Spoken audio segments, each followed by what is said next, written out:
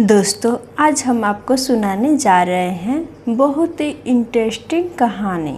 अगर हमारी कहानी अच्छी लगे तो चैनल को सब्सक्राइब जरूर करना। गूगल नाम का एक राज्य चारों तरफ से पहाड़ों से घिरा हुआ एक राज्य था।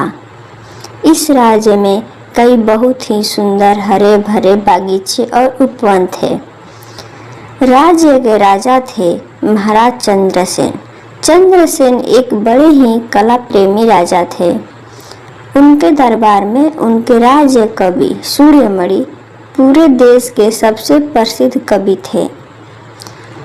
अपनी कविताएं महाराज को सुनाते तो महाराज चंद्रसेन आनंद में डूब जाते थे। परंतु एक दिन अचानक उनके राजकर्मी सूर्यमणि की मृत्यु हो गई और दरबार के राजा कवि का स्थान खाली पड़ा था। महाराज चंद्रसेन चाहते थे कि जल्दी से जल्दी एक नए राज्य कवि को अपने दरबार में उपस्थित कर ले। इसके लिए उन्होंने अपने मंत्री को अपने पास बुलाया और कहा, हमें अपने दरबार के लिए एक राजकवि की जरूरत है। दूसरे दिन मंत्री ने नगर में मुनादी करवा दी कि महाराज के दरबार में एक राज्य कवि की आवश्यकता है। जो भी व्यक्ति कविता की कला में निपुण होगा गूगल मंत्री जी के महल के सामने उपस्थित हो जाए। अगले दिन 1000 आदमी मंत्री के महल के नीचे खड़े थे और सब कहते थे कि हम सब कवि हैं। इतने लोगों को देखकर मंत्री जी हैरान हो गए, परंतु उन्हें इस बात की खुशी हुई थी कि उनके राज्य में इतने कवि हैं। मंत्री जी ने 21 दिनों तक उन सब की कविताएं सुने और देखा कि वह सब की सब कविताएं सुंदर शब्दों में रसीले भावों में भरी हुई थी। वे सब कविताएं मधु की मिठास और उनकी शोभा दी। सभी तक कविताओं को मन मोह लेने वाली थी, मगर उनमें से सबसे श्रेष्ठ कवि कौन है, मंत्री जी को समझ में नहीं आ रही थी। वह फैसला ना कर सके। उन्होंने कुछ दिन तक सोच विचार किया और उसके बाद उन सभी कवियों के नाम एक कागज की सूची पर लिख लिया और फिर नामों को सूची लेकर महाराजा की सेवा में उपस्थित हुए। महाराजा ने जब नाम की सूची देखी तो बड़े ही नम्रता से बोले, क्या यह सब कवि है?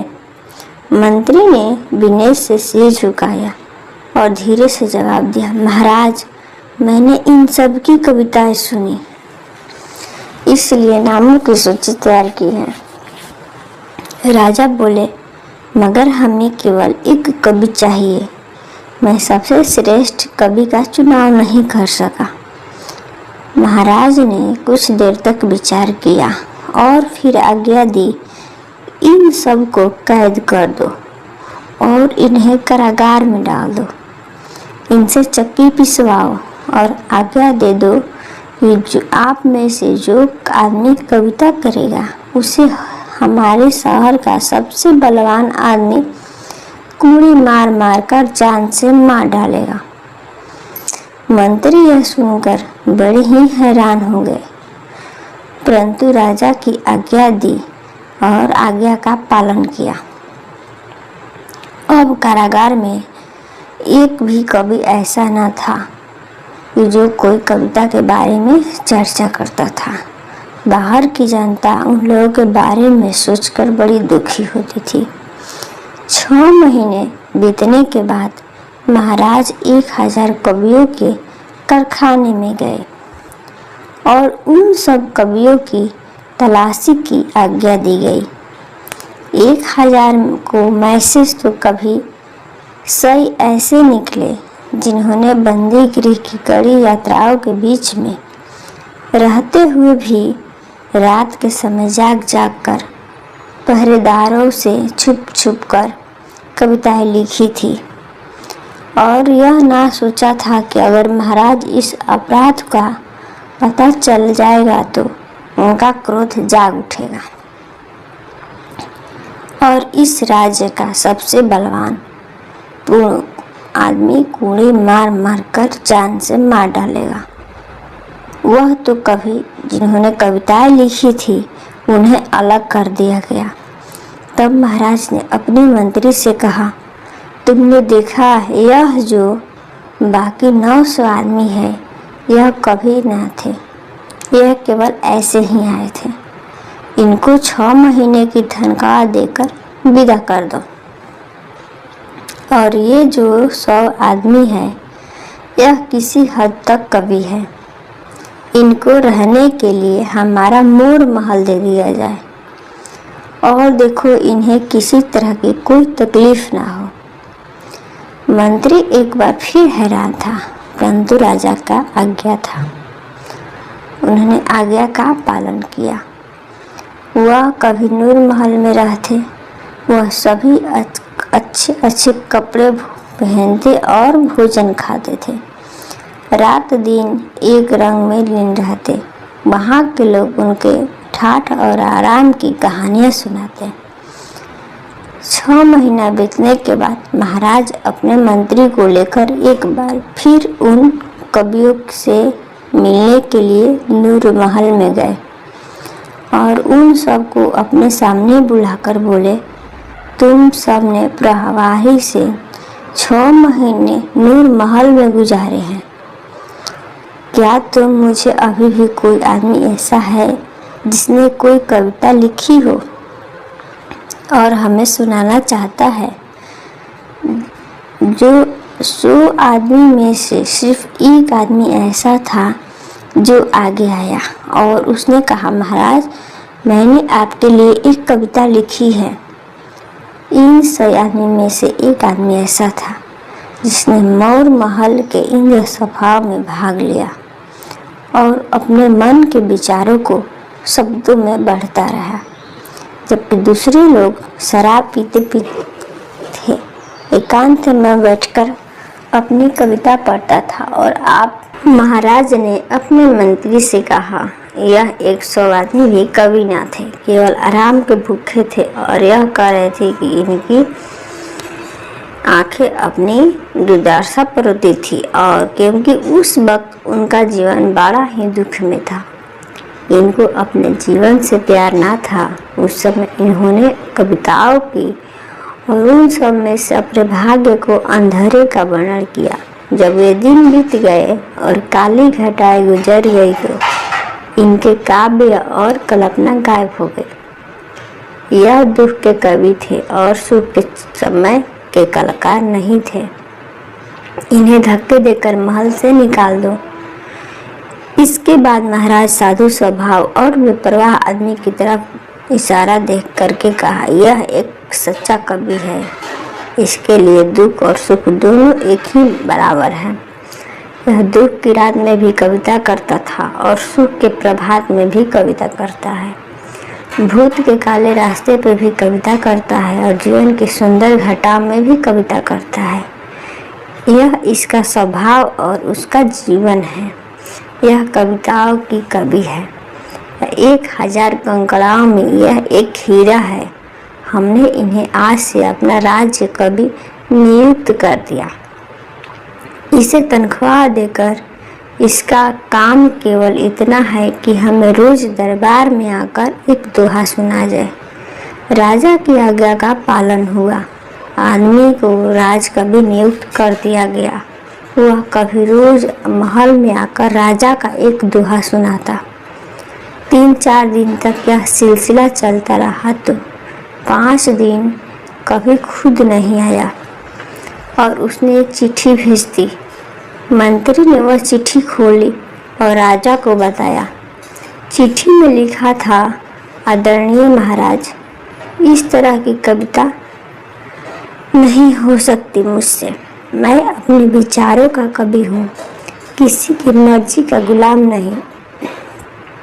मंत्री ने आगे कहा, महाराज यह आदमी कितना अभागा है और यह आदमी कभी कभी नहीं था। महाराज ने कहा, नहीं, यही कवि है। अगर आज तुम्हारे यानी पहले के मंत्री जिंदा होते तो साहित्य के पुजारी को पैर पकड़ लेते। यह आज़ादी की कविता कहता है, गुलामी का नहीं। यह आदमी दरबार में आए या ना आए, इसकी तनख्वाह हमेशा इस घर पहुंचती रहेगी, क्योंकि ऐसे उच्च कोटि की कलाकारी अगर रात में भूखा सोए तो इस राज्य का सबसे अधिक अपमान होगा। यह सुनकर मंत्री की आंखें खुल गई। अगर हमारी कहानी अच्छी लगे तो हमारे चैनल को सब्सक्राइब करें। धन्यवाद। दोस्तों, आज हम आपको सुनाने जा रहे हैं बहुत ही इंटरेस्टिंग कहानी। अगर हमारी कहानी अच्छी लगे तो चैनल को सब्सक्राइब जरूर करना। बहुत समय पहले कुशीनगर में मान सिंह नाम का राजा हुआ करता था। बहुत ही बुद्धिमान और न्यायप्रिय था। उसके राज्य में कोई भी अपराधी या अन्याय पनपने नहीं पाते थे। दंड के भय से सब कोई बात करने से भी घबराते थे। एक दिन जब राजा अपने कमरे में बैठे थे, तब फकीर ने आकर उनके दरवाज़ा को खटखटाया। द्वारपाल ने दरवाज़ा खोला और उसे द्वार पर आने का कारण पूछा, तो वे फकीर बोला, मैं कुछ ऐसी चीज़ बेचने आया हूँ जो हितकारी तथा लाभदायक है। उसके बात सुनकर द्वारपाल उसे अंदर ले गया और राजा के सामने हाजिर किया। फकीर ने राजा के बड़े नम्रता से झुककर प्रणाम किया तो राजा ने पूछा, कहो तुम्हारे प्यास क्या है? बेचने के लिए क्या सौगात है? फकीर बोला, राजन, मैं ऐसी 3 चीज़ें बेचना चाहता हूँ जो तर्क तथा ज्ञान से भरी है। अच्छा, ये बात है, तो उनका मूल्य क्या लोगे? केवल 1 स्वर्ण मुद्राएं। यह सुनकर राजा बोला, यदि ये बात किसी काम का नहीं हुई तो मेरा धन बेकार जाएगा। फकीर ने कहा, राजन, यदि ये बात हितकारी सिद्ध ना हुई तो मैं लिया हुआ धन लौटा दूंगा। तो राजा ने कहा, तो सुनाओ वो बातें, मुझे सादा स्वीकार है। राजन, पहली बात ये है, जो कुछ करो बुद्धि से विचार करके और उसका परिणाम सोचकर करो। दूसरी बात ये है, मुख्य सड़क या राजमार्ग को त्याग कर छोटे रास्ते या पगडंडी पर मत जाओ। तीसरी बात ये है कि उस घर में कभी भी रात भर मेहमान न रहो जहाँ पति बूढ़ा और पत्नी युवती हो। इन 3 बात अपने आप में अमल करेंगे तो बहुत ही लाभदायक सिद्ध होगी।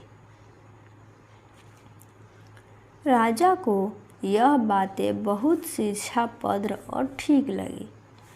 उसने फकीर को 1000 सोने का मुद्राएं देकर विदा किया।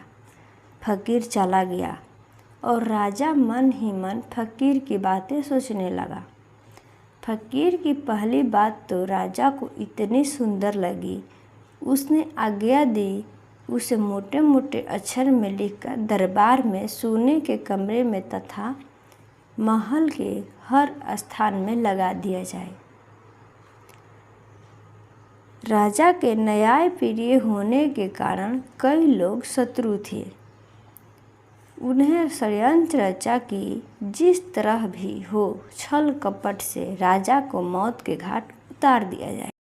उन्होंने काफ़ी धन देकर राजा के नाई को फुसला लिया और वे स्वीकार किया कि जब वे राजा के हजामत करने जाएगा तब वे मौका पाकर राजा के गला काट देगा। इस षड्यंत्र के मुख्य पात्र बनकर नाई राजा के हजामत बनाने गया। फिर राजा के दाढ़ी में पानी लगाया और नरम करने लगा।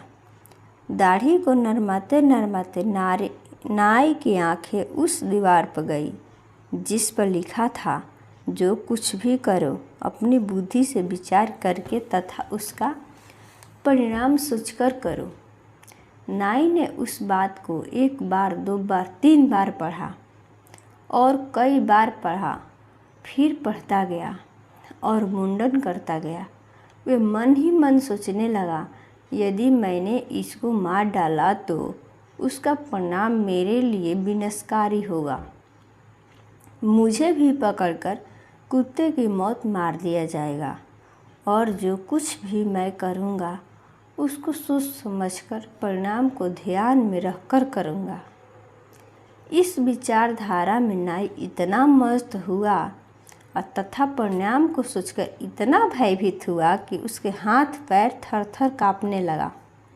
राजा ने उसके यह दशा देखी तो पूछा, क्यों, आज क्या हो गया है तुम्हें? क्या तुम बीमार हो? राजा की बात सुनकर नाई होश में आया और हाथ जोड़कर बोलने लगा, सरकार, मुझे क्षमा करें। मैं आज आपका वध करने के लिए आपके शत्रु द्वारा खरीदा गया था, परंतु दीवार पर लिखे गए शब्द ने मुझे चौंका दिया। मैं और मेरी ये दशा हो गई। क्षमा करें सरकार। राजा ने मन ही मन सोचा, पहला सिद्धांत ने आज मेरा प्राणों की रक्षा की है।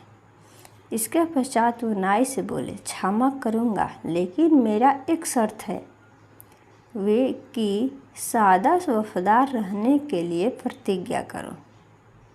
नाई ने ऐसा वचन देकर अपनी जान बचाई।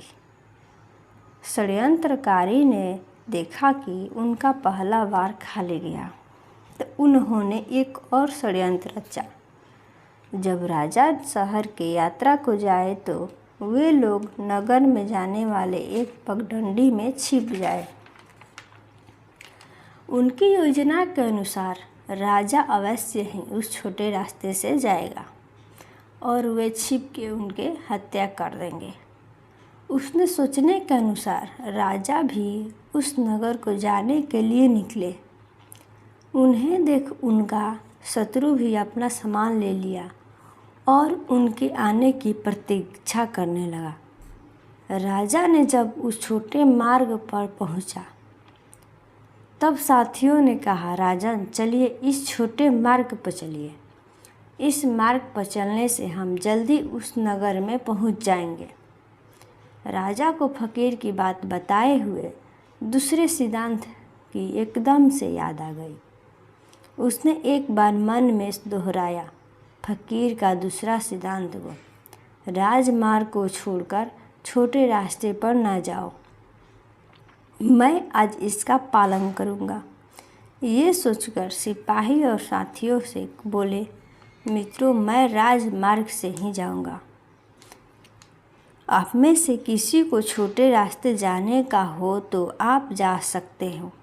उनका उत्तर सुन कुछ सिपाही उनके साथ निकल गए और कुछ सिपाही छोटे रास्ते से चल दिए।